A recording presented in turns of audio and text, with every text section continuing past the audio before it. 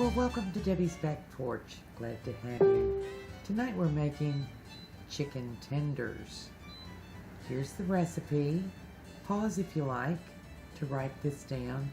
And hey, if you would like this video and subscribe to our channel, we would be very thankful.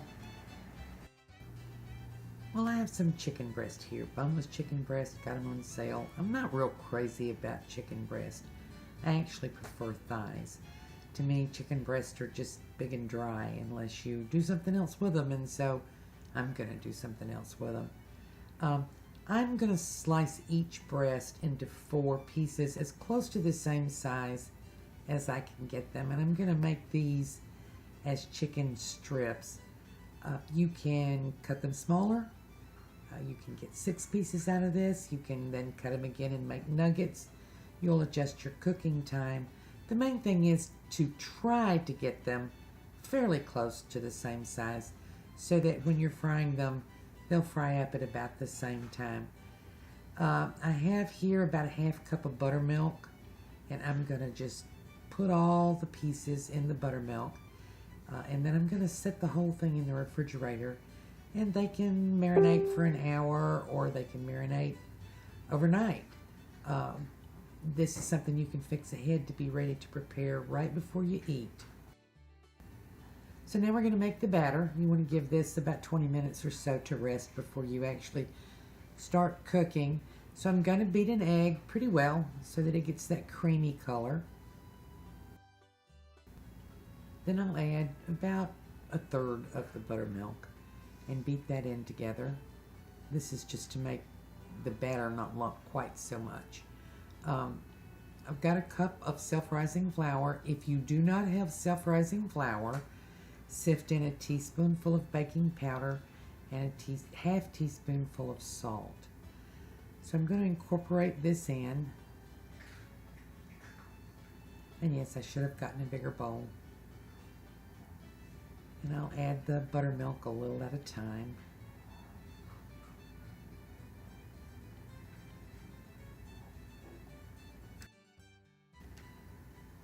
This is a 1/4 cup cornstarch.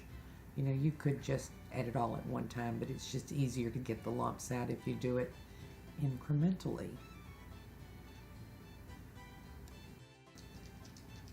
Now, if you're one of those folks that just insists that fried chicken has to have hot sauce, you can add that in here too, but I'm not going to because I just like chicken. So we're going for the consistency of pancake batter here with no lumps, and I think we've got that. You know, you can always check a batter by making sure it'll stick to the back of the spoon. If it won't stick to the spoon, it won't stick to your chicken. So we're going to set this aside for about 20 minutes, and then we'll come back and batter up some chicken. So I have all of my parts together here. And this is chicken, so you want to kind of give a thought to cross-contamination.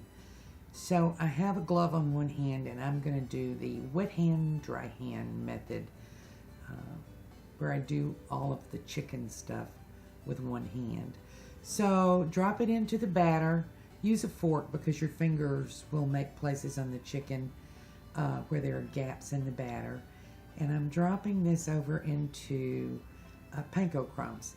Panko crumbs really always add a nice crunch. You can just use regular bread crumbs, but really panko crumbs take it to another level. And they're really not hard to find. They're usually in the section where you find seafood seasoning, seafood sauce, that sort of stuff, if they're not with the regular breadcrumbs in your grocery store. So it's just in the batter, shake it off a little, in the panko crumbs, and then I have wax paper over here on my cutting board, and I'll do all of these, and when I've got them done, I'll meet you at the stove. While we're here, I thought I'd show you another way to check for temperature. If your oil is hot enough, you should get little bubbles on a wooden utensil. Okay, I showed you that, but this is my favorite method. Just drop a little of the breading in. If it floats immediately, the oil's hot enough. If it turns dark, the oil's too hot. And our oil is just right. So we're going to drop the tenders in kind of carefully, but this is fairly sturdy batter. Put about 4. Don't want to crowd the pan and don't want to bring the temperature down.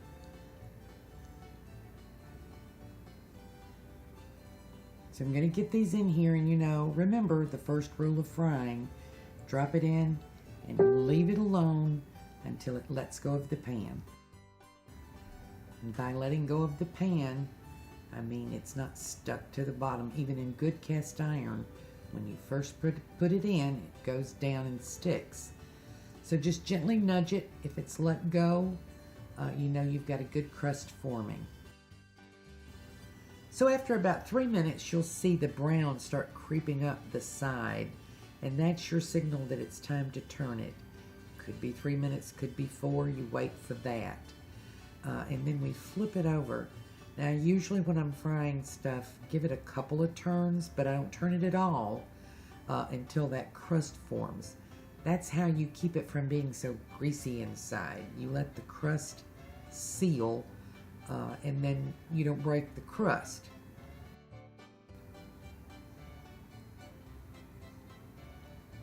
So we're going to give it one more turn. This has been about 3 minutes.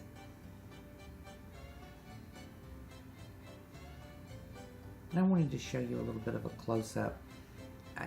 It's hard for me to explain. This may mean nothing seeing it on a video, but the size and shape of the bubbles change as your chicken gets nearer and nearer done. They get smaller and they're not so loud.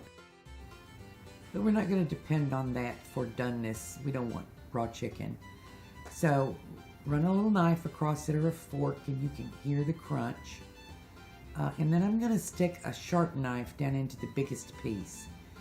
And if it's done, you'll see a little clear liquid run out, a little clear juice, and no pink.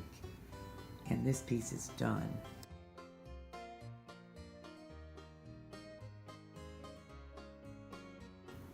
So I'm going to drain these on a rack, not directly on a paper towel. That keeps them crisper. Add a little salt, hot sauce if you must. Let's plate this up. This is how I like my chicken. Real chicken, crunchy.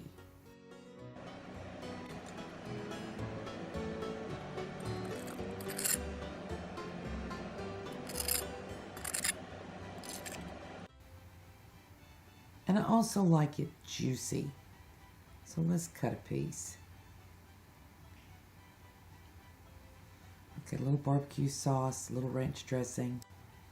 And we've got some nice juicy chicken here. I love chicken. Who doesn't love chicken? Thank you for joining us on Debbie's Back Porch. Give this a shot. You'll like it. Your kids will like it. And you can make it into nuggets if they just insist. Hope to see you again tomorrow.